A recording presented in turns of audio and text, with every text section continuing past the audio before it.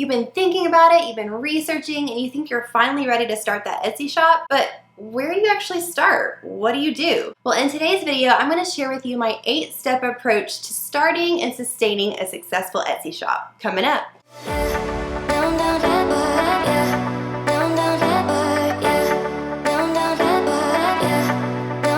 Hi friends, welcome back to my channel. If you're new here, I'm Kate. I'm the owner of 2 Etsy businesses, one of which is in the top 1% of all Etsy shops. And I'm super excited you're here today because I have 8 steps that I think are gonna totally benefit you in starting your own Etsy shop. Maybe you haven't started yet and you're just wanting to know some more information, or maybe you've started and you're just not seeing a lot of growth yet and you wanna learn a little bit more about how to sustain growth. Well, I'm here to share my proven method with you and what worked for me in starting my 6-figure Etsy business. The first thing we're going to think about is choosing your product. How do you know what product you're going to sell? Well, there's a couple questions you can ask yourself when you're trying to choose your product. The first question is, what skills and abilities do I have? Think about what skills and abilities you have or what you might be able to learn how to do. The second question is, what am I passionate about? If this is a business that's going to be long-term for you, you want to do something you enjoy and something that's going to bring fulfillment to you. The third question to ask yourself is, how practical is this product shipping-wise? If you're selling on Etsy, you have to remember you're going to be shipping your product out, and there are certain types of items that are more practical to ship than others. For instance, if you're selling small jewelry, it's pretty easy to just put that in a small envelope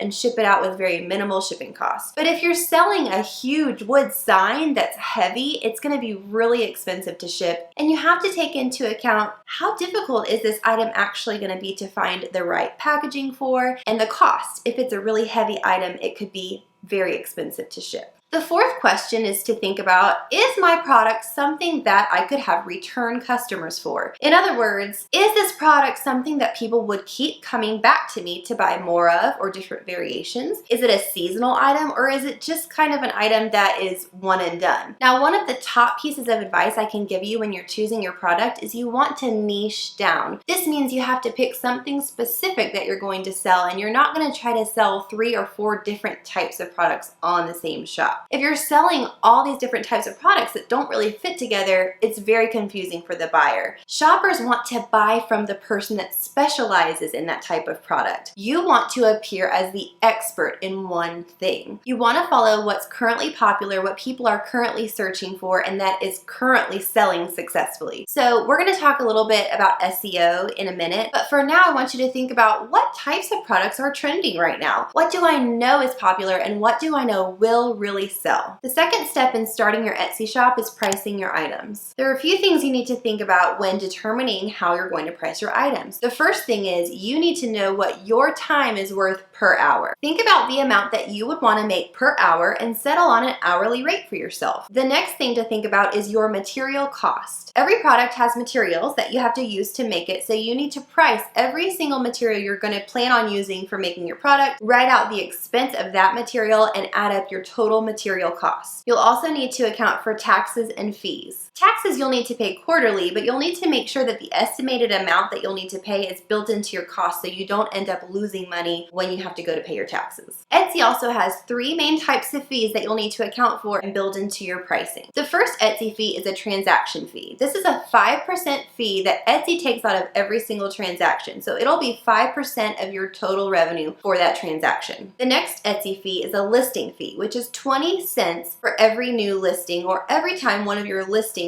sells and it renews. So you're going to end up paying 20 cents every single time you get a sale or add a new listing. The third fee I want to mention is the Etsy payment processing fee, and this only applies to transactions that use Etsy payments. The payment processing fee varies from country to country, but for the United States, the fee is 3% of the total transaction plus 25 cents. These are the 3 main fees I just wanted to mention so that you can remember to account for those when you're building your pricing. And the final element you need to think about when you're pricing your your items is the shipping cost and the cost of your shipping materials. So you need to add up how much does it cost to ship this item and what packaging materials do I need to use to ship this item? Now remember, Etsy rewards shops that offer free shipping. This is a big shift and a change that Etsy made about a year ago, and they actually boost them in the algorithm and show them higher in the search results. I would recommend that you offer free shipping to your customers if possible. This means that you need to build in that amount for shipping costs and packaging so that you're not losing out on your end. One extra tip I did want to mention is you want to try to source your materials from an actual wholesale company as opposed to buying them from a retail store. You'll get a huge discount if you buy your materials from a wholesale company, and you'll end up saving money in the end. I actually have another video that I dive deeper into how to find wholesale companies. I'll link that video here for you. The third step in starting your Etsy shop is to think about your branding. Branding is basically your identity as a company. You have to think about the fact that you're not just selling a product, you're selling an experience. I want you to think about branding as if you're staging a house to sell. In this analogy, the house is the product that's selling, but the staging of the house makes all the difference. Can you imagine if there was a beautiful house, it's up for sale, and the buyer goes in to see the house and walk around and there's dirty clothes on the ground, there's dishes in the sink. The bones of the house may be really nice, it may be really well built, but if you're smelling something nasty and the whole place is a mess, you're likely not to buy in. Your branding is basically the staging of your shop. As soon as the customer clicks through to your shop, you want them to have an experience they love. You want your logo and your shop colors and your banner and your style of photography to all work together to let the customer know, hey, we're professionals, hey, we know what we're doing, and hey, you're gonna have the experience that you want buying from this shop. If you decide to do your branding yourself, you're gonna need to know how to use Photoshop or a different program to make your logo. If you can afford it, I would suggest hiring a professional to do it. That way you know you're getting top-notch quality. There are a lot of companies on Etsy that offer branding packages and branding services. You can go on Etsy and just type in branding services. When I first started, I found a company that I absolutely loved. I loved their design style and their aesthetic. Their name was Autumn Lane Papery. I'll link them in the description below in case you're interested in checking them out. They offer affordable pre-made logos, custom logo design, and full branding packages. You also get 15% off your first order with Autumn Lane, which makes it that much more affordable. The fourth step is to think about photography. Your product photos will either make or break your listings. Remember, the shopper's going to be seeing all kinds of similar products on that results page together, and you have to have a photograph that stands out from the others to make them want to click through. Remember, you're selling the experience, not just the product. Now, you can either take your own product photos or hire a professional photographer to do it. Maybe you have a friend or a family member that's good with a camera and you could do a trade with them. You offer them some of your product in exchange for good product photos. But I know a lot of people can't afford that when they're first starting, so you can totally learn to take really good product photos yourself with your smartphone. If you're going to be taking your photos yourself, there's two main things that I would encourage you to learn more about. The first is lighting. You want your photos to be light and bright and fresh and airy. To make this happen, you need to make sure that you're taking your product photos near a source of natural light. When I would take my own photos, I would make sure that I was standing next to the biggest window in my house, raise up the blinds, and make sure lots of natural light was coming through. I love when the light comes in from the side because I just feel like it gives it a really nice shine. If you have smaller products, you can also use what's called a light box kit, which is a really great tool to make sure the light is being diffused evenly around your item. I'll link mine down below in case you're interested in looking at the one I have. The next photography element to think about is your background. If you're taking your own photos, you want to make sure the background of the photo is nice and clean with no distractions in it. On each listing, Etsy allows you to have up to 10 photos. So I would encourage you to have simple, clear listing photos as well as lifestyle photos. The photos that I use for my jewelry listings are very simple, very clear, there's nothing else in the photo. But then I also like to have some lifestyle photos where you can see the bracelets being worn by models, you can see them on people's arms, you can see how they look in everyday life. The fifth step in starting your Etsy shop is to learn about SEO. SEO stands for Search Engine Optimization. Etsy is a search engine, which means that people go on and search for what they're looking for. They'll type in a keyword or a phrase and see what comes up. The way that Etsy matches what the shopper is looking for to your product is by tags, titles, and descriptions. When you're trying to figure out what are the right tags or keywords to enter for your product, I would suggest going on Etsy and typing in the search bar and seeing what suggested phrases phrases pop up when you start to type your product. For instance, I sell wreaths. So to find out what tags and keywords people are really searching when it comes to wreaths, I might type in fall wreath or Christmas wreath, something that would give me an idea of what phrase the shopper's actually searching for. Now, research actually shows that a shopper usually does two searches. The first search is more of a broad or a general search where they're just starting to narrow down what they want. So they might type in jewelry. When they see all of the results that come up for jewelry, they might look through and decide, oh wow, look at that one. I really like leather jewelry. So then they would go back up to the search bar and do a second search in which they would type in leather jewelry. The second search is a more narrowed down search in which the shopper is using a more specific keyword. These are called long tail keywords, and those are the type of keywords you want to use in your tags and your title and your descriptions. Now, there's a wonderful resource for Etsy sellers which helps in figuring out what your tags and titles and keywords should be. It's a website called erank.com, and you can go in and type in any phrase or keyword you want to see how popular it really is and how much it's actually being used. The better you can optimize each listing with good tags, good titles, and good descriptions, the more likely the Etsy algorithm is to bump your product up in the search results. The sixth step in starting your Etsy shop is to decide on your shipping methods. On Etsy, there's 3 ways you can do shipping: manual, calculated, or free shipping. You can either choose to manually enter the shipping costs you want to charge on each listing. You can have Etsy calculate automatically what the shipping should be on each listing, or you can just offer free shipping across the board for your whole shop. The Etsy algorithm actually favors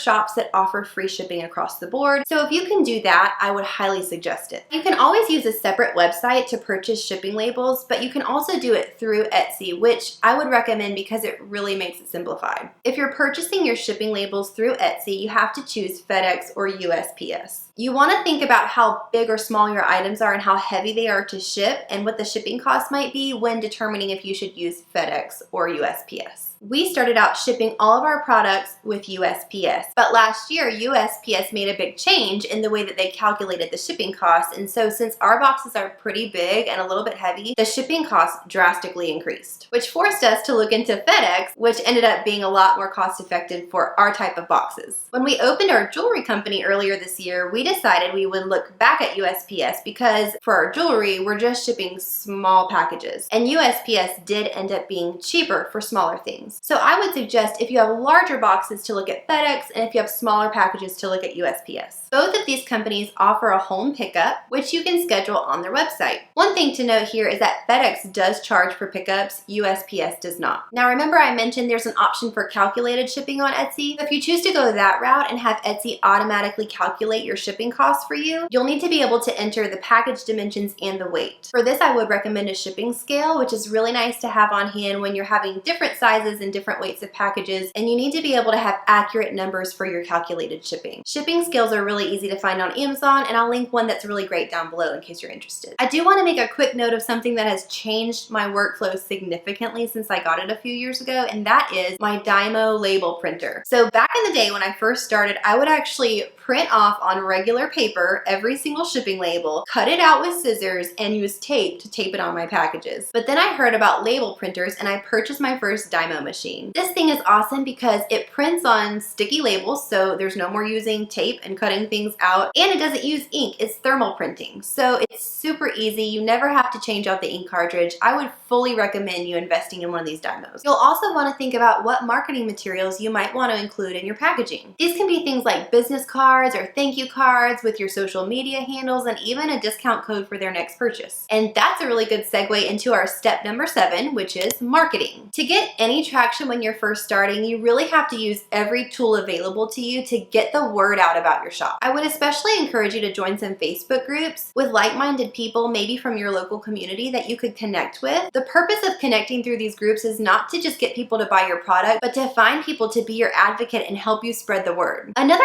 awesome strategy is to find some brand ambassadors. Brand ambassadors are people that commit to being invested in your company, helping you spread the word and post all across their social media platforms platforms to get your name out there. Normally in a brand ambassador program, you'll provide free products for your ambassadors in exchange for doing this. This way they can be wearing or showing your product to all their friends and family and being your biggest advocate. One more thing that I did when I started was to offer big discounts to friends and family if they wanted to purchase something, and to filter all your transactions through Etsy. You might be thinking, well, it's just friends and family, they can just PayPal me, they can just pay me cash, but you really want all of your orders, even friends and family, to go through Etsy. This is because of how the algorithm works. The more sales you get on a listing, the higher Etsy boosts it in the search results. Another fun thing you can do is collaborate with other shops and doing a big giveaway or something fun that'll help boost all of your audiences. Of course, there's always paid Etsy ads as well that are available to you, but you want to make sure not to get too dependent on these. We usually use Etsy ads in the slower times of the year or the slower seasons to help give us a boost, and then take them off for the busier times. We're at the 8th and final step that you need to think about when starting your Etsy shop, and this step is to think about your best practices. The Etsy algorithm really likes shops that have lots of 5-star positive reviews. So you want to do everything in your power to make sure that your buyer has a wonderful experience from beginning to end. This includes being really consistent, living up to your word and what you say your product is, and also getting orders shipped out on time. Remember, if you're getting it over your head and you get super busy, you can always extend your processing time. Now, I would say the biggest part of getting 5-star reviews is your customer service. You need to make sure that when someone sends you a message, that you message them back in a timely manner, and you're also being very professional in everything that you say. I want you to also think about something called service recovery. Everyone will have a moment of failing at some point. It's kind of inevitable in this type of business. Either something might break in the mail, or you get an order out late because you're super busy, but there's gonna be some point where you let a customer down. I want to let you in on a little secret, which is that you haven't lost that 5-star review yet. It all depends on your service recovery. When this happens,